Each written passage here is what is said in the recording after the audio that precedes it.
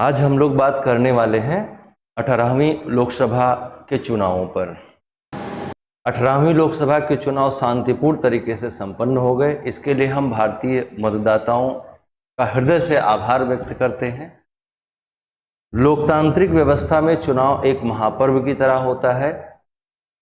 सभी अपनी अपनी आकांक्षाओं के अनुरूप, चाहे वो राजनीतिक दल हो, चाहे वो मतदाता हो, अपने अपने पसंद की चीज़ों को चुनते हैं। हमने जो महसूस किया 18वीं लोकसभा चुनाव के दौरान, उसमें एक मुद्दे पर मुझे बात करनी है। वो ये है कि चुनाव के दौरान जिस तरह के मुद्दों को उठाया गया, चुनाव के दौरान जिस तरह के मुद्दों को मीडिया के द्वारा, जनता के द्वारा, नेताओं के द्वारा, नेताओं में सरकार वाले नेताओं के द्वारा या विपक्ष वाले नेताओं के द्वारा, उन मुद्दों में ना तो लोकतांत्रिक मूल्य शामिल थे, ना तो उन मुद्दों में जनता की भलाई की चाहत शामिल थी, ना ही लोकतंत्र को और अधिक परिपक्व बनाने की इच्छा शामिल थी। किसी भी तरह से कोई भी ऐसा इमोशनल मुद्दा बनाकर हम फिर से सत्ता में आ जाएं, ये सरकार की चाहत थी। किसी भी तरह के इमोशनल इश्यूज का या इमोशनल कार्ड खेलकर हम फिर से इस सरकार को सत्ता से निकालकर हम पावर में आ जाएं, ऐसा विपक्ष की चाहत थी। इस दौरान जो भी चुनावी मुद्दे चर्चा में रहे, उन्हीं पर हम एक छोटा सा डिस्कशन करना चाहते हैं, जिसका शीर्षक होगा चुनावी मुद्दा वर्सेस अहम मुद्दे। जनता के सामने मुद्दे क्या हैं और नेताओं के द्वारा मुद्दे क्या उठाए गए, इस पर हम एक बातचीत करते हैं। जनता के द्वारा जो मुद्दे, सरकार के द्वारा या नेताओं के द्वारा जो मुद्दे उठाए गए वो ये हैं। ज़्यादातर बातें इन्हीं के इर्द गिर्द घूम कर रह गईं। जो भी आपने नेताओं की रैलियों में भाषण सुने या नेताओं के एक दूसरे के विरोध में बातें सुनी, नेताओं के बयान सुने, वो इन्हीं चीज़ों के इर्द गिर्द घूमते रहे। विपक्ष का सबसे ज़्यादा कंसर्न इस बात को लेकर रहा कि अगर ये सरकार पुनः सत्ता में आती है तो वो संविधान को बदल देगी। इस संदर्भ में मेरा ये कहना है कि जो लोग ये कह रहे थे कि ये सरकार सत्ता में आएगी तो संविधान बदल दिया जाएगा, क्या उनके रहने पर संविधान में कोई संशोधन नहीं किया गया था? जब वो सत्ता में थे तो क्या संविधान में संशोधन नहीं किया गया था? संविधान एक ऐसी चीज़ है, हमारा संविधान की सबसे खूबसूरती यही है कि वो समय काल परिस्थितियों के अनुसार बदला जा सकता है, और कोई भी चीज़ जो समय काल और परिस्थितियों के अनुरूप अपने आप को परिवर्तित नहीं करती या परिवर्तनशील नहीं होती है, वो कभी भी वेलफेयर से नहीं जुड़ सकती। तो संविधान बदल दिया जाएगा, मेरे हिसाब से ये कोई मुद्दा नहीं होना चाहिए था। संविधान स्वयं में बदलाव की व्यवस्था देता है, बदलाव होते रहते हैं संविधान में, और आगे भी इस तरह के बदलाव होते रहेंगे। मतदाताओं को जो भी आंकड़े दिए गए, उनमें बहुत सारे भ्रामक आंकड़े थे, जैसे गरीबी से संबंधित जो आंकड़े दिए गए, बेरोजगारी से संबंधित जो आंकड़े दिए गए, दूसरे देशों के साथ हमारे संबंधों के बारे में जो आंकड़े दिए गए कि दुनिया के हर देश में हमारा डंका बज रहा है, और ऐसा सिचुएशन में हमने देश को ला दिया है जिसके कारण से दुनिया, जब हमारा देश बोलता है तो दुनिया सुनती है, हमारा देश बोलता है तो दुनिया सुनती है। ये ऐसा अभी से नहीं हो रहा है, आज़ादी के बाद से हो रहा है। दो महाशक्तियों के बीच युद्ध को समाप्त करवाने के लिए United nation organisation Pandit Jawaharlal Nehru को नियुक्त करता है। तो ये आप सोच सकते हैं कि जब भारत बोलता है तो दुनिया सुनती है, ये बहुत पुरानी बात है, बहुत पहले से आ रही है। और डंका की जहाँ तक बात है, तो आप अगल बगल के पड़ोसी देशों के साथ ही अपने वैदेशिक संबंधों को देखकर समझ सकते हैं कि कितना डंका बज रहा है आपका कितना डंका बज रहा है मालदीव में, आपका कितना डंका बज रहा है नेपाल में, आपका कितना डंका बज रहा है भूटान में, चाइना में, पाकिस्तान में, अफगानिस्तान में, ईरान में, कितना आपका डंका बज रहा है, इसका अनुमान आप लगा सकते हैं अगर आप वैदेशिक मामलों के जानकार हैं तो मतदाताओं को गलत आंकड़ों के साथ भ्रमित किया गया। ऐसी बातें कही गई कि विपक्ष का जो मैनिफेस्टो है, हालांकि विपक्ष का मैनिफेस्टो न्याय की बात कर रहा था, समानता की बात कर रहा था, इक्विटी की बात कर रहा था, लेकिन उसको किस तरह से जनता के समक्ष पेश किया गया कि वो आपका मंगलसूत्र उतरवा लेंगे, वो आपके खेतों पर कब्जा कर लेंगे, वो आपके नल चुरा ले जाएंगे, वो आपके बिजली के वायर काट देंगे, वो खंभे उखाड़ देंगे। कैसे कैसी बातें आप कर रहे हैं, और आप कह रहे हैं कि हम एक बहुत हेल्दी डेमोक्रेसी की ओर बढ़ रहे हैं, हम दुनिया की सबसे बड़ी डेमोक्रेसी हैं। दुनिया में सबसे बड़ी डेमोक्रेसी के सबसे बड़े नेता के बयान आप इस तरह से पाते हैं, तो कैसी डेमोक्रेसी में हैं आप, इसका अंदाजा आप खुद ही लगा सकते हैं। दूसरा बड़ा मुद्दा बना रहा राम मंदिर। राम मंदिर किसने बनवाया? भगवान राम हमारी आस्था के प्रतीक हैं, भगवान राम हमारे राष्ट्र के प्रतीक हैं, भगवान राम हमारे लिए बहुत सारे आदर्शों के प्रतीक हैं। एक व्यक्ति का जीवन कैसा होना चाहिए, पुत्र के रूप में, पिता के रूप में, पति के रूप में, भाई के रूप में, नागरिक के रूप में, राजा के रूप में, इससे बेहतर उदाहरण भारतीय सभ्यता में या दुनिया के किसी सभ्यता में नहीं पाया जाता। अब बात यह है कि मंदिर मुद्दा है कि नहीं है। राम मुद्दा नहीं हो सकते, राम चुनावी मुद्दा नहीं हो सकते, राम मंदिर भी चुनावी मुद्दा नहीं हो सकता, क्योंकि राम मंदिर का निर्माण जिन स्थितियों परिस्थितियों में हुआ उसका क्रेडिट किसी भी पॉलिटिकल ऑर्गेनाइजेशन को नहीं जाना चाहिए।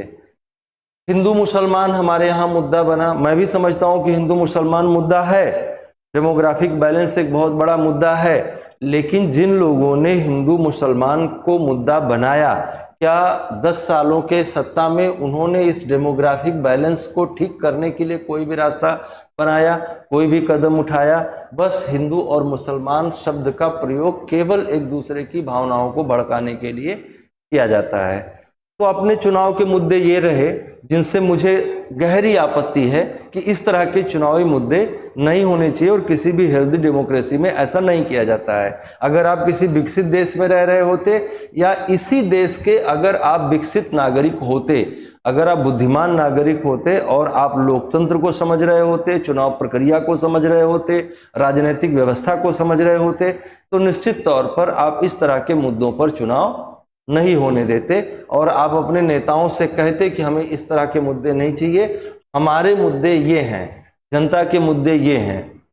जनता भ्रष्टाचार से परेशान है, जनता बेरोजगारी से परेशान है, जनता गरीबी से परेशान है, महंगाई से परेशान है, न्याय चाहिए जनता को, आंतरिक सुरक्षा की समस्याएं हैं, पत्रकारिता हमको गलत सलत जानकारी देती है, भुखमरी से परेशान है जनता। ये सारे जनता के असल मुद्दे हैं जिन पर अगर बात होगी तो न सिर्फ लोकतंत्र स्वस्थ होगा, बल्कि जनहित में भी काम होगा, जनता के हित में भी काम होगा। अगर इन जगहों पर देखें हम तो जो करप्शन परसेप्शन इंडेक्स है उसमें आपकी रैंकिंग 93 नंबर में है आउट ऑफ 180 कंट्रीज में। मतलब कि 180 देशों की अगर सूची है तो उसमें 93वें नंबर पे आप सबसे भ्रष्ट देश हैं।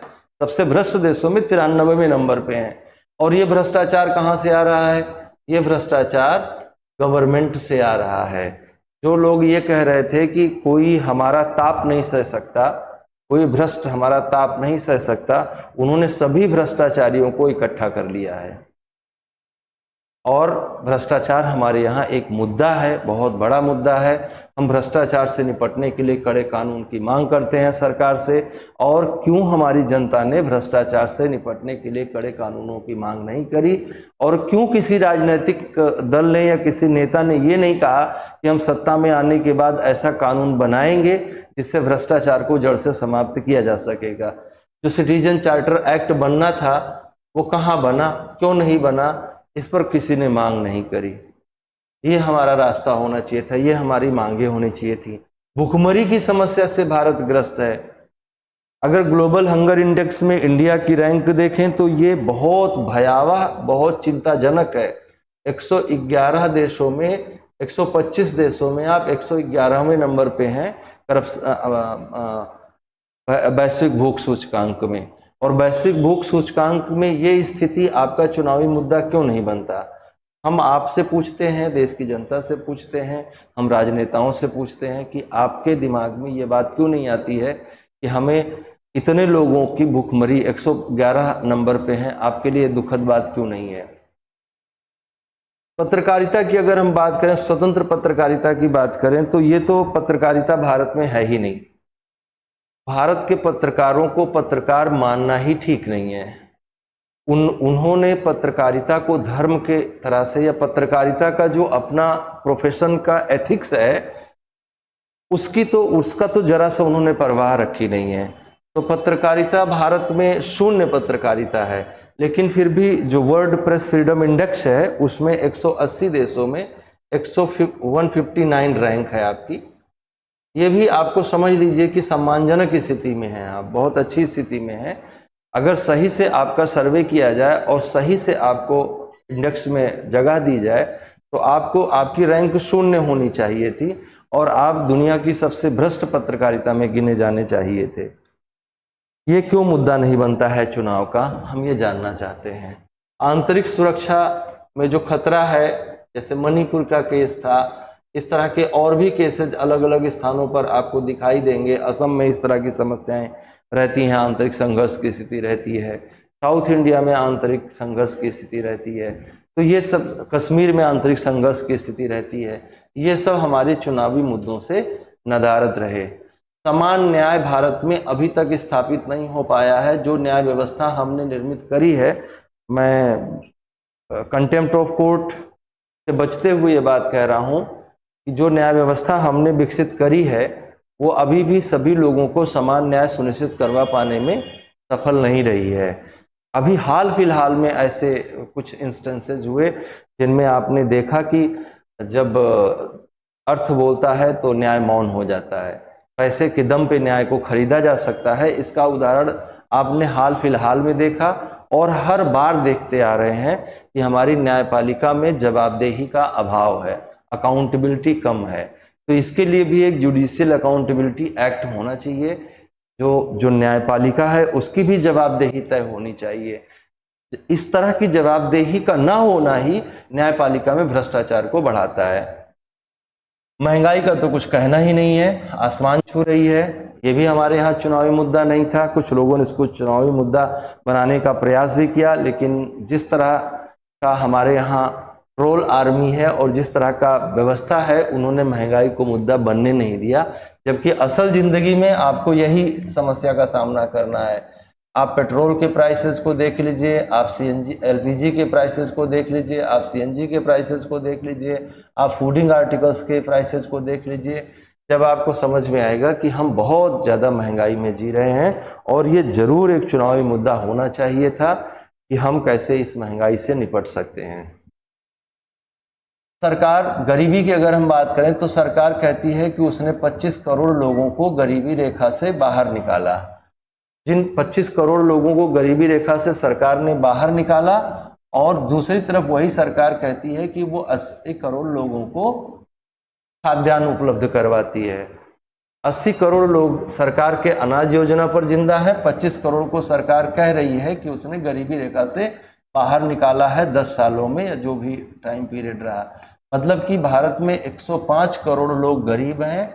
अगर हम इस देश का अनधिकृत डेटा को 140 करोड़ माने, हालांकि ऐसा कोई डेटा है नहीं, लेकिन अगर हम माने कि भारत की आबादी 140 करोड़ है तो उसमें से भारत सरकार खुद बता रही कि उसमें से 105 करोड़ लोग गरीब हैं। जो मल्टी डायमेंशनल पॉवर्टी इंडेक्स है वो भी बताता है कि 25% लोग बिलो द पॉवर्टी लाइन रह रहे हैं। तो इनकी संख्या को हम कैसे कम करेंगे, इनकम इनइक्वलिटी को हम कैसे कम करेंगे, अमीर और अमीर होते जा रहे हैं, गरीब और गरीब होते जा रहे हैं, इस समस्या को हम कैसे कम करेंगे इस पर हमें चुनावी मुद्दे रखने चाहिए थे। बेरोजगारी एक बहुत बड़ा मुद्दा है। युवाओं में बेरोजगारी के कारण से न सिर्फ आर्थिक समस्याएं निर्मित होती हैं, बल्कि सामाजिक मनोवैज्ञानिक समस्याएं भी युवाओं को सामना करना पड़ रहा है। तो इन सामाजिक मनोवैज्ञानिक समस्याओं से निपटने के लिए उनको आर्थिक मदद दिया जाना बहुत ज़रूरी है, उनको रोजगार दिया जाना बहुत ज़रूरी है। ये भी हमारे चुनावी मुद्दे से नदारद रहा।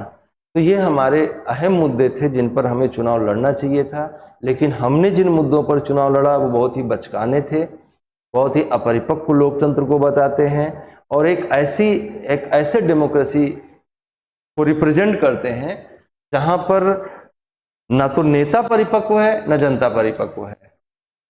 तो हमको इन मुद्दों पर चुनाव लड़ना चाहिए था, लेकिन हम किन मुद्दों पर चुनाव लड़े ये हमको सोचना है। जिस भी मुद्दे पे हमने चुनाव लड़ा, अब तो चुनाव संपन्न हो गए हैं। कोई ना कोई जब ये वीडियो बनाया जा रहा है अभी चुनाव के परिणाम नहीं आए हैं। आने वाले दिनों में चुनाव के परिणाम आएंगे, कोई ना कोई पार्टी सत्ता में आएगी, सरकार बनाएगी। कम से कम आप चुनाव के समय असली मुद्दे तो नहीं उठा पाए, लेकिन चुनाव के बाद एक क्रिटिक्स अपने दिमाग में रखिए और सरकार से इन मुद्दों पर सवाल खड़े करिए। सरकार किसी राजनीतिक दल की बने, आपके काम यही आने वाला है, तो आप इन मुद्दों पर हमेशा मजबूत रहिए और इन मुद्दों में होने वाले किसी भी अन्याय को आप बिल्कुल बर्दाश्त मत करिए। आप देश के अच्छे नागरिक बनिए, देश के जिम्मेदार नागरिक बनिए, सरकार की संस्थाओं से सवाल खड़े करिए। आपके पास सवाल पूछने का अधिकार है, आपके पास विरोध करने का अधिकार है, आपके पास बदलाव का अधिकार है, आपके पास क्रांति का अधिकार है।